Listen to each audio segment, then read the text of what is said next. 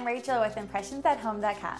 And I'm Elizabeth with RedoYou.com. And today we're talking about kale for the non-kale eaters. And I've been one of them. It's taken me about 1.5 years to learn to like kale, I'm embarrassed to say, as a health coach. Because kale, honestly, is one of the most nutritious things you can eat. It has twice the phytonutrients of things like turnips and beets and legumes and beans, things we already think are healthy. So how do we make this fibrous thing more palatable? I know, it's kind of a difficult one. It took me a while to enjoy kale as well, but there's a few things that you can do to start introducing kale and make it simple and actually enjoy it in your diet. And one of those is first by cutting it into a chiffonade so it's easier to add to your salads and smoothies. But first, you're gonna wanna remove this really fibrous, bitter spine at the end here. And it's simpler than you think. Just hold it firmly in the end, and then take your hand and run it perfectly down the edge, and remove the spine like so. Voila! And you've got the good leaves here, and then you can just discard the spines. Oh. Perfect. Excellent. Yeah, so just hold, remove, right down the side. Break down. You've got it. So it's kind of fun. The kids would enjoy doing this too. Remove all the spines. Perfect. So now you're ready to cut it up to add it to your salads, maybe make kale chips, whatever sort of application you're looking for. And instead of tearing it into larger chunks, I actually like to stack it and roll it and do a technique called a chiffonade. So I've got my whole stack of leaves here, kind of loosely roll them up. And what does chiffonade mean, It's Rachel? a French term, and it actually means ribbons. That's what you're gonna kind of cut them into ribbons. So you've got your little roll of leaves, and you wanna roll them because that's what makes them not bruise. So they still stay nice and delicate.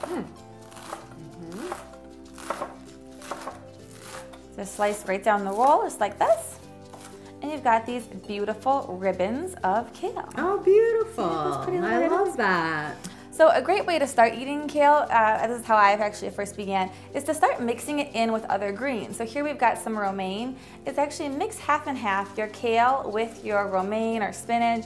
That way it's not all kale at one time. You can kind of sneak this in for your husband or kids too, which tends to work really well. Yes. So another way to break down the fibrousness of this really hearty, healthy green is to actually massage it. And I know that massaging sounds a little crazy, but it's a really good technique to, again, start breaking down the elements in the leaves.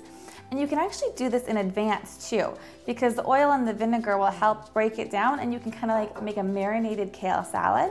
So we've added a little olive oil, lemon juice, a little garlic, and salt and pepper. And then you're just gonna rub it between your fingers, kind of squishing it, massaging the olive oil and the acid, the lemon juice, into the leaves until it becomes this soft, silky leaf. So you're probably wondering, we talked about phytonutrients at the beginning. Well, why the heck do we have to go through all this? Why should we be eating these phytonutrients? Well, dark leafy greens like kale and bok choy and Swiss chard all have lots of phytonutrients in them because they're actually fighting off the sun's UV rays. And when they're fighting off the sun's UV rays, they're making beneficial phytonutrients, and those are also beneficial for us. They help our immune system. So is that enough massaging? That looks perfect. So see how it's kind of lost a little bit of its volume? And it's become a little bit soft and silky. Like here's one that we did earlier too, and it's got some really nice silky texture to it, and it's just a little bit softer. So you can just save this into your refrigerator, and that will get even more tender as it sits.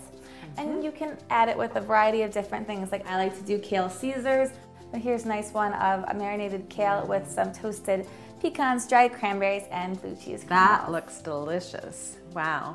And with this chiffonade kale, that works really well in soups and other things too, doesn't it? Yes, so it's more for than just salads. Try it sauteing it with pastas and vegetables, soups. You can even bake it into kale chips or blend it for a delicious green smoothie. Ah, you've just learned another great way to dial down guilt and dial up delicious. If you want to learn more, visit our websites at ImpressionsAtHome.com and RedoYou.com. Enjoy. Here's to healthy, happy eating.